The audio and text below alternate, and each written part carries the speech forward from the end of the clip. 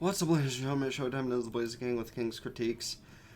And to be slightly different than how I've been doing shit for a while, I'm gonna do one of those written up reviews since I'm trying to catch up to something.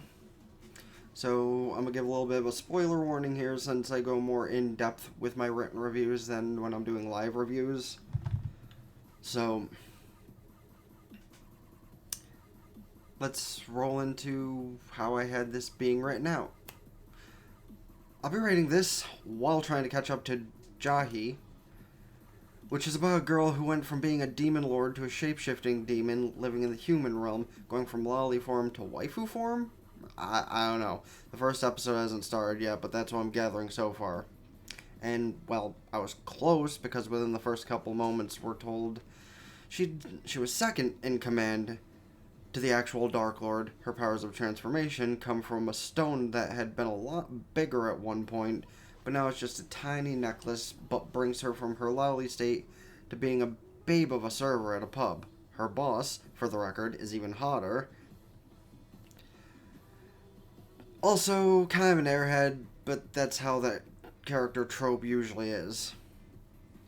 And, well, it's usually adorable to boot. She even finds out about Jahy's secret and doesn't give a damn even at the threat of her life. After a nice and sincere embrace, we see that her boss is just the sweetest damn thing on top of Jahy's lolly form being adorable as hell. Her landlord is also kind of waifu material. It's one of those shows all the girls are gonna be hot, isn't it? Though, I will say that we get introduced to a couple of the female characters that aren't hot per se, but are still, cute. Anyway, the apartment manager apparently doesn't mind beating on the little ones for rent, because she even threatened to literally toss out Jahy because she wasn't paying rent. But if you're old enough to live by yourself, right? It is funny to see the human she's palling around with know of her situation, though. Her cockily saying stuff about it every chance and all, because literally every time she gets the chance, she brings up the whole, I was second in command.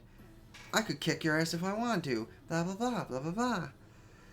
But, anyway. In episode 2, we meet someone Jahy used to bully, which is, you guessed it, another babe, who might be a bit of a masochist. Though in their current state, she's also accidentally talking so much shit. The new girl, Drudge, has so many other things better off compared to Jahy. Quite sad to see the difference between them now, and yet, Drudge is still just a sub to Jahy. Maybe even breedable. Okay, I'm gonna try and stray away from all those jokes, because, they're just too easy. Especially in cases like this, where it very well could be true, and there's probably gonna be a lot of H content coming from it. Honestly, though, after finding out where she lives, Jahy should have just ordered her to let her live there, because she could have done so rent-free. Also, for the record, they're both so stupid.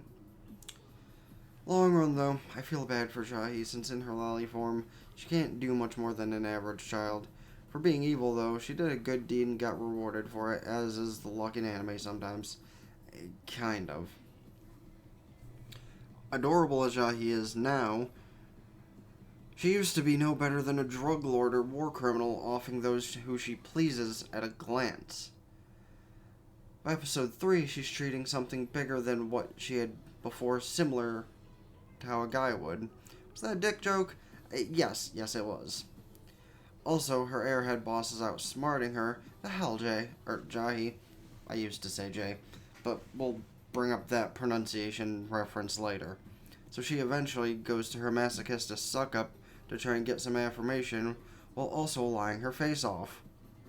But of course, later on, we have an awkward encounter to be seen between Jahy and Druge at the pub Jahy works at, only for more lies to fly. Somehow, to stave off Drudge's anger, Jahy convinced her boss to say she's a mere employee, kind of. Also, speaking of Jahy and Drudge, ship. Okay, I'm done. Oh, and so is a week of Jahy's pay. Now, in comes another girl character who is one of those I mentioned earlier who's not really a babe, but still kind of cute.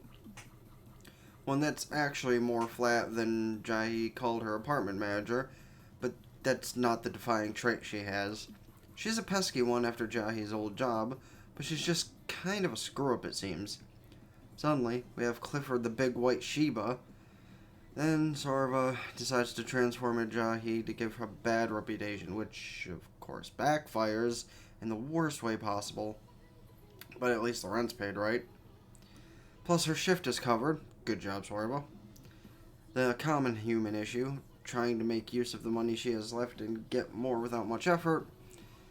Jahy, goes to the market and, well, spends all her money. As far as her getting food, she always could ask her boss after a hard day's work. She's a nice person usually. Or another thing I thought of, asking for pay early. Did taxes come out in Japan? I know. Early pay usually is an under-the-table thing here. But I guess that actually does happen because, well, her payment is given early because the manager literally says you could have just asked. Episode 5 opens up with Jahy's boss offering a promotion of sorts, which of course strokes that ego.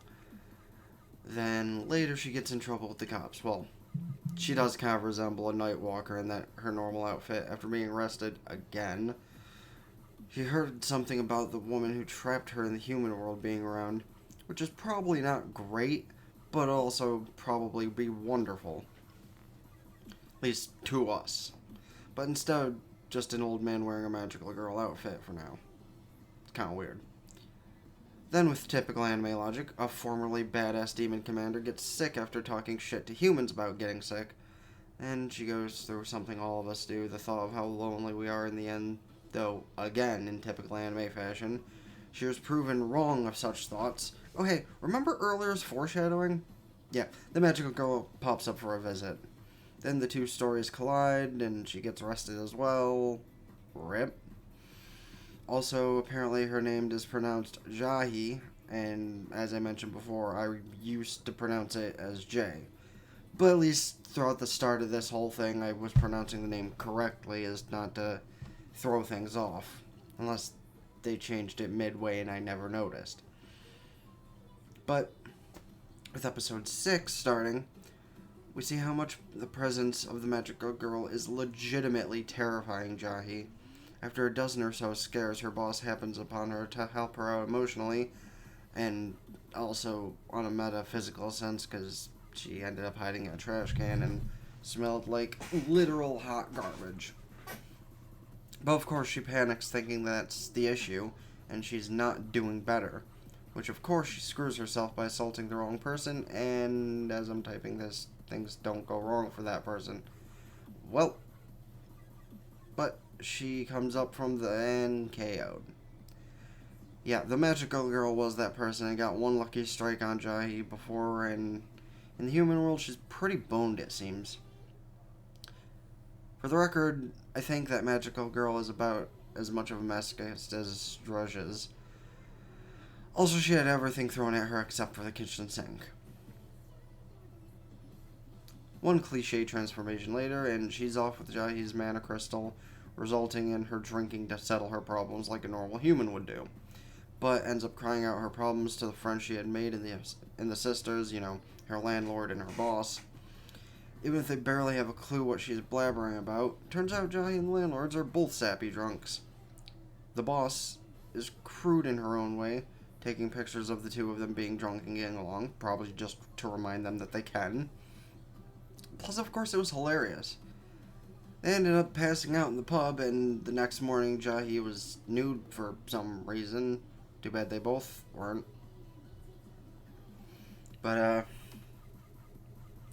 for episode 7, Jahy gets convinced by her boss to be her workout buddy, which seems to be more difficult than originally thought. Even in her lolly form, after she got into the swing of things, her boss was only doing it to lose weight. Well, some weight, because she gained weight in her arms and, got the whole flabby thing going on, and we all know where that weight usually is going. So Jahy was left to handle her training and workouts on her own from here. Then she has to deal with noisy neighbors. At least the music being blared is something decent, so that's better, right? After rocking out with them accidentally all night, she goes to complain to the source, and creepily enough, finds out the place is empty. The hell? No, seriously, that is still kind of weird. Like, I hope we get an explanation of that deal eventually, because that was kind of strange. Eventually, she's aided by another little girl to find a mana crystal, who was way more kind than the others she had run into. You know, those she's actually friends with, and another little kid she had ran into previously in the episode, because he was kind of an asshole. Eventually, she's aided... wait, I just literally skipped back up to what I was just reading.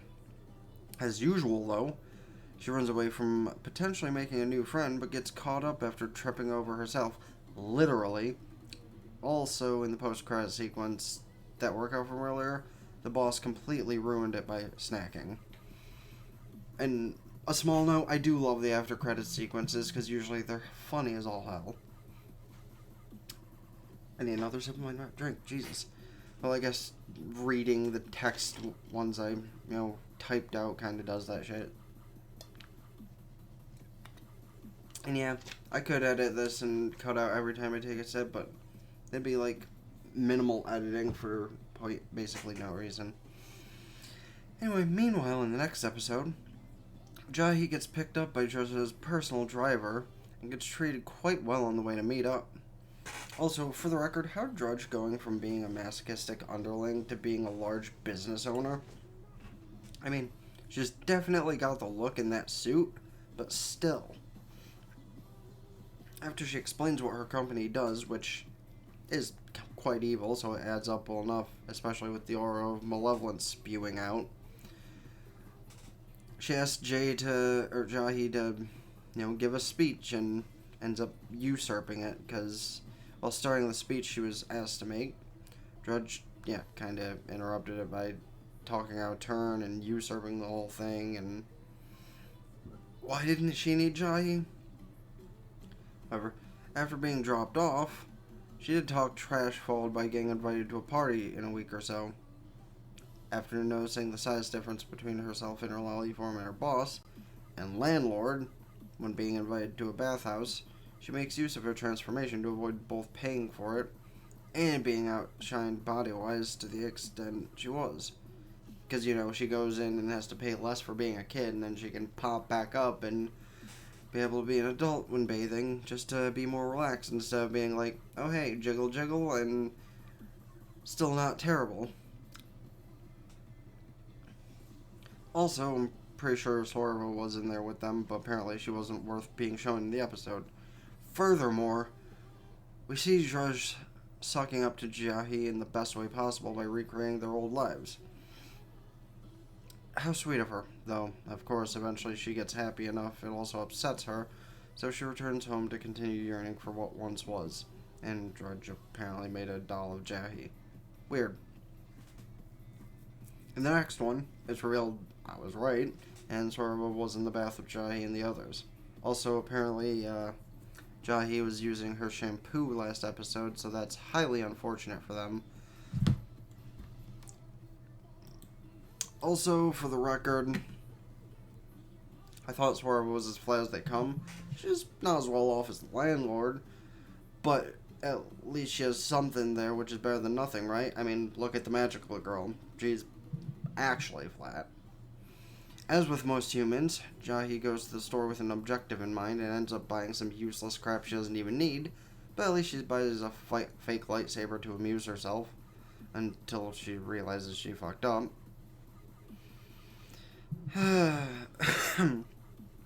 Honestly, this kind of reminds me of Satania buying stuff off a infomercial channel and hoping for the best that it'd work. And then Rafi stole that gun and threatened her. After, though, she tries to set up traps for the magical girl, potentially attacking again. Fucks up because the landlord comes by instead. Then we go back to Sora a bit, who's having nightmares about Jahy and the landlord. Seems out of all of them, She's the least well off, all things considering, trying to help Lolly Jahy. She messes up, of course she does. Unbeknownst to Swerva, her and Jahy have a moment together, which is kind of funny how well that worked out. But I guess she doesn't recognize the great demon, or the great second in command of the Demon Lord, when she's in her lolly form. Episode 10 opens with that little girl Jahy met, almost meeting the same fate as the woman in Zombieland Saga, but the magical girl drops in, does something useful, and saves her. That's good, at least. But having impressed Kokoro, which is the little girl, annoys Jahy, which is understandable, all things considering. Then she undergoes her own transformation in front of Kokoro, which is kind of weird, but she seems to approve, so other than the cops potentially stopping her from being dressed like that in front of a minor, again, is impressive. But now, the young girl wants to see what Jahy can do, and with a little amount of mana crystals in her possession, of course, it doesn't go so well. But she does the best she can currently, and at least kind of impresses her new friend. Side note, it's funny that the dude dressed as a magical girl has become a recurring character. The more I watch this, it does honestly kind of give the vibe of Devil as a part-timer, which, A, I can't wait for season 2. But B, she does remind me of the Devil himself situation, but with significantly less power and not teaming up with an old enemy, for now. Then further emotional collapse because of how nice she became to everyone, even if she is still an asshole at times. But of course, her boss tells her how it is, and she just deals with it. Well, kind of. She does kind of run off after her boss tells her how it is. Apparently, the magical girl goes to school, given her disguise. But even there, she goes through hell, which, again, we see the magical girl is almost as much of a masochist as Zhuzh. With, after the credit sequence, we see more of Kyoko, the magical girl, misfortunate from the mana crystals, but she doesn't care and half enjoys it. And of course, I probably can't run by this fast enough in 2 minutes, so I'm going to take a small pause and be back with the rest of this review, so give me just a moment.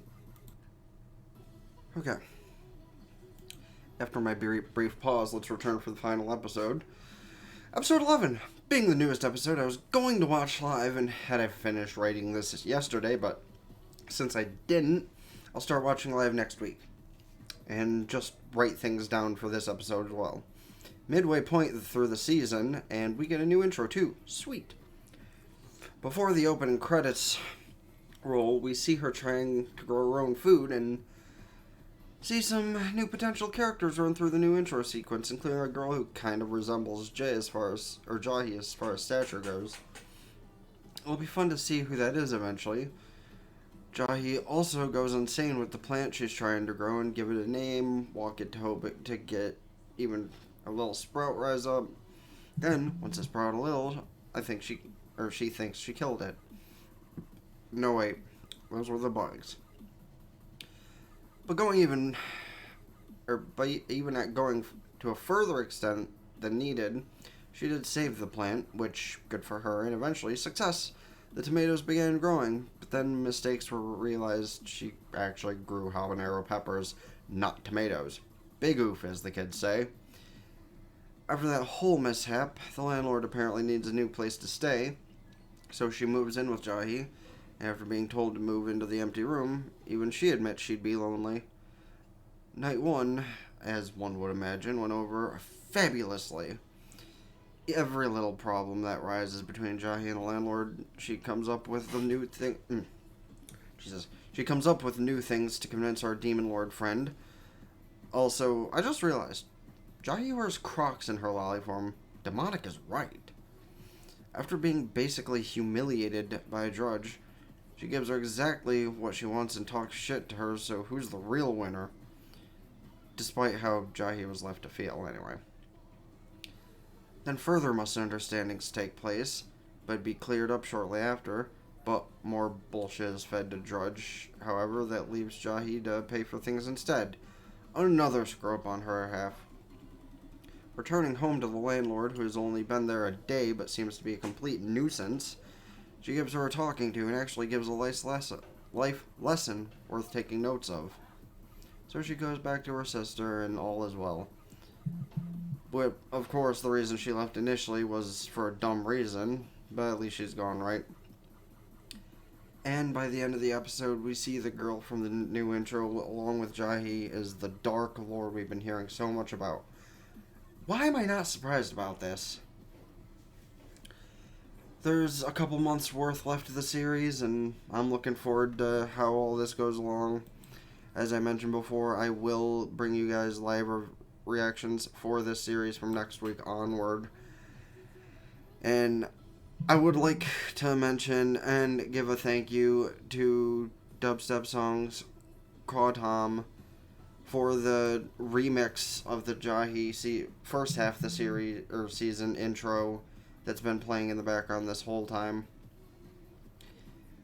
And if you liked hearing my run over of the past 11 episodes, please don't forget to hit the Don't forget to hit the like button, ring that bell, subscribe to my gaming channel in the description down below, because as you know, in both cases, not as many people who watch the content, well, especially here, are subscribed as they should be, and that hurts my very soul. Don't forget to hit the like button, ring that bell. I already said that. Blast! Like, Facebook, follow, Twitter, Twitch. I stream every single day. And until next time, been the Blazer King with King Kritique, signing out. Ta-ta for now. Peace.